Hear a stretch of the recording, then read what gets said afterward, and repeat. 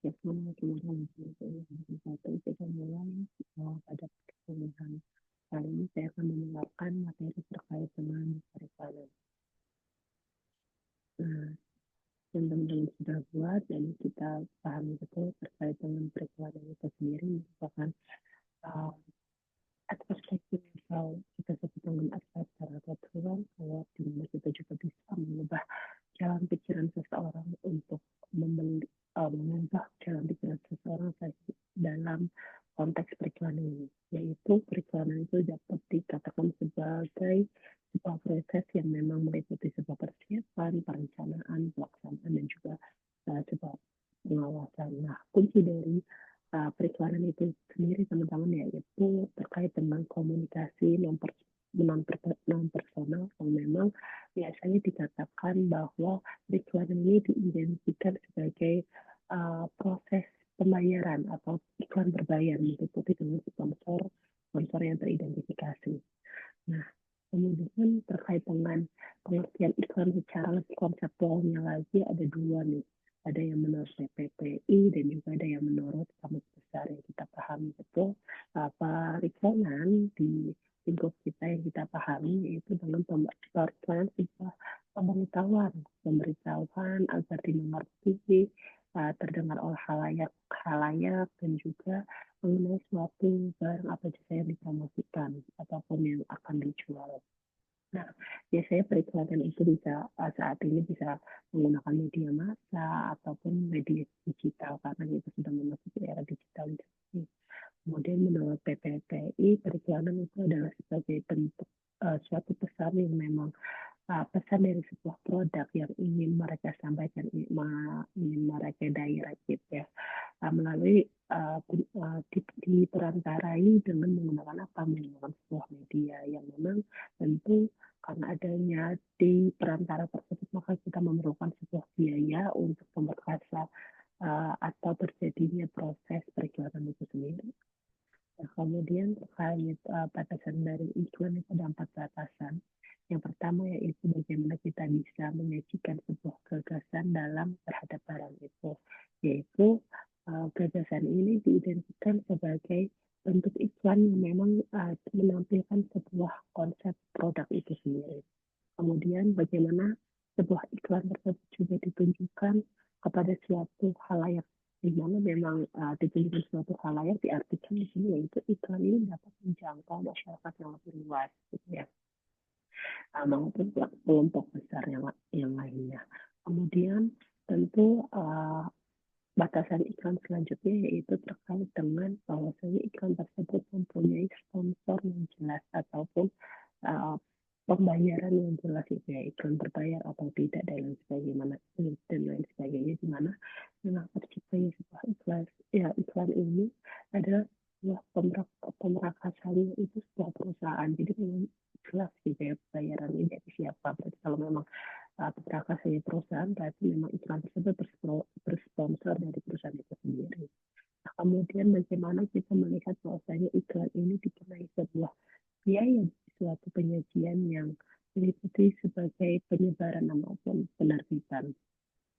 Nah, kemudian daripada itu kita juga akan membahas terkait juga dengan konsep periklanan. Ada 6 bentuk periklanan. Nanti kita akan pelajari bagaimana kita mempelajari komunikasikan bentuk dari periklanan itu. Kita melihat bahwasanya apakah ada hal yang berbeda terkait dengan periklanan yang berbayar maupun tidak, terus bagaimana mengidentifikasikan suatu periklanan yang bersponsor atau sponsor dalam arti support support dari perusahaan itu sendiri.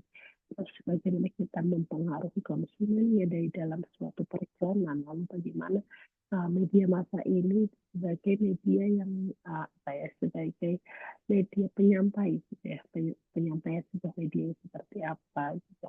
Kemudian uh, non pribadi dan juga pasar sasaran dan serta konsumen sasaran. Nah, kemudian sifat dari periklanan teman-teman, sifat dari periklanan itu sendiri tersebar ekspresi yang lebih luas, tidak bersifat pribadi, dan juga periklanan tersebut harus memang bersifat inovatif gitu ya.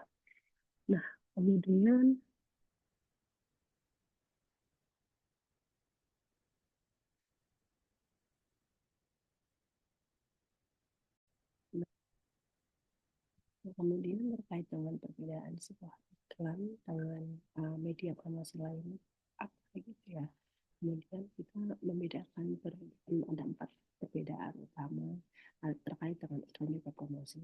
Kalau kita mengatakan perbedaan berkaitan dengan tujuan ya, maka kalau kita bilang iklan itu kan sebagai sarana sebuah informasi, bagaimana kita dapat memberitahukan keberadaan sebuah perusahaan atau produk yang dimiliki perusahaan itu sendiri.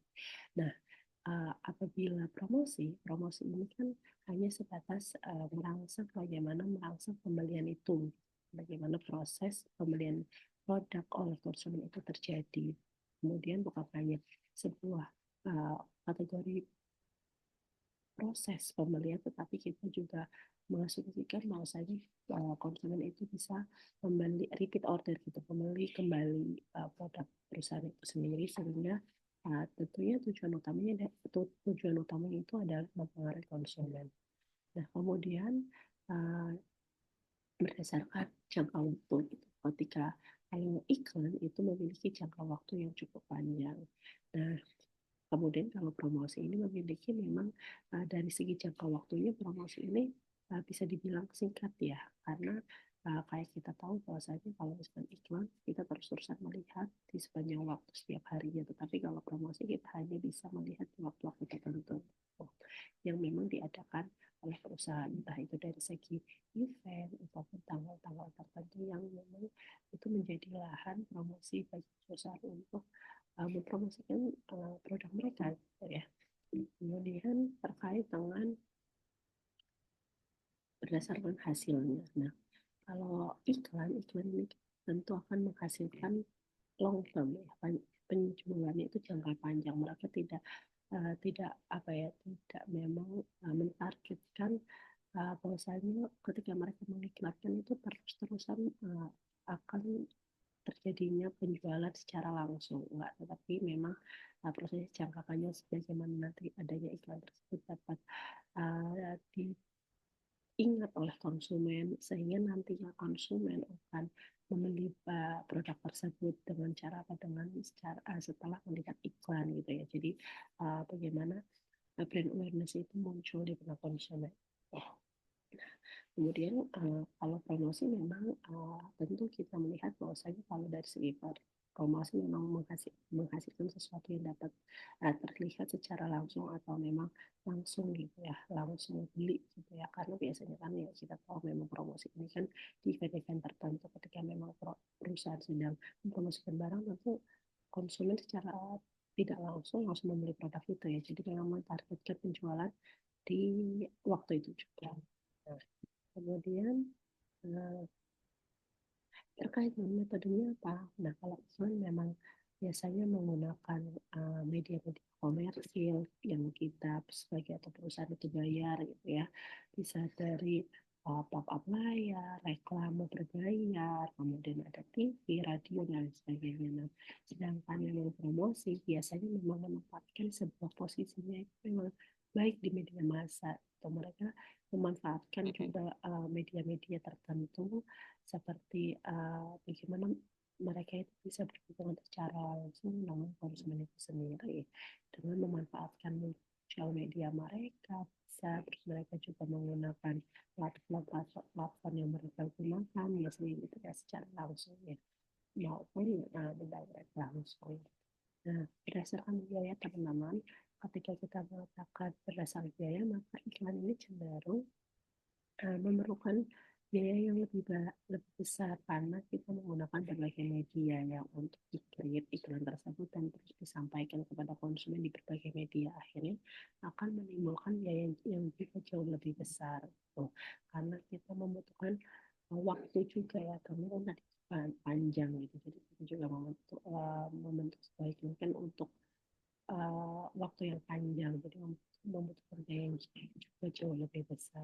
Kemudian kalau untuk promosi memang kaitannya itu langsung dengan sebuah penjualan, maka tentunya pada aspek biaya ini penjualan ini lebih efisien lah.